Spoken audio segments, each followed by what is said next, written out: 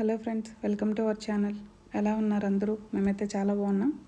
ఈరోజైతే పెసరట్టు దోశ ఎలా తయారు చేయాలో చూసేద్దాం.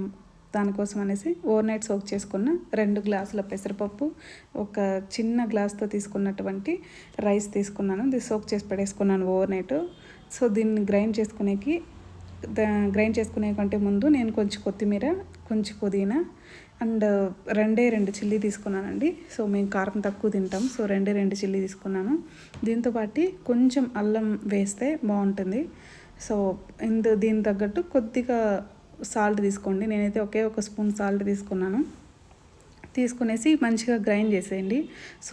మళ్ళీ మెత్తగా రైస్ ఇప్పుడు దోసపిండి చేసినంత మెత్తగా ఏమి గ్రైండ్ చేయాల్సిన అవసరం లేదు. నార్మల్గా గ్రైండ్ చేసేసుకొని ఒక బౌల్లో వేసుకునేసాను. వేసుకున్న తర్వాత వాటర్ కన్సిస్టెన్సీ అనేది మీరు చెక్ చేసుకోవాలి. ఎందుకంటే బ్యాటర్ అనేది ఎప్పుడైనా మనకి టూ మచ్ వాటర్ వేస్తే దోశ అంతగా రాదు. ఇది ఎక్స్పీరియన్స్తో షేర్ చేస్తున్నాను. ఆ మిక్సీలో మిగిలిన కొద్దిగా వాటర్ వేసి కలుపుకుంటే సరిపోద్ది మనకి.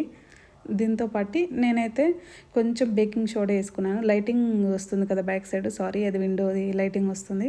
అండ్ కొంచెం కట్ చేసి పెట్టుకున్న కరివేపాకు అయితే ఇందులో వేసుకున్నాను.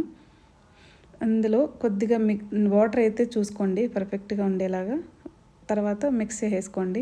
సాల్ట్ ఉందో లేదో చెక్ చేసుకొని మీరు ఇంకా దోశ వేసుకునేయచ్చు.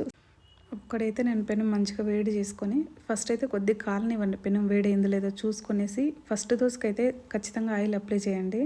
అప్లై చేసిన తర్వాత దోశ అనేది ఈజీగా మనకి వస్తుందన్నమాట, ఫస్ట్ దోశ కాబట్టి.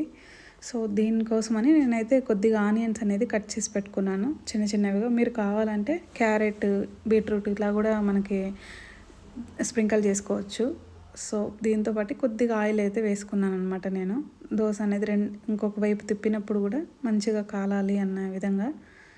ఈ ఫస్ట్ వైపు కాలిన తర్వాత రెండో వైపు తిప్పుకునేద్దాము.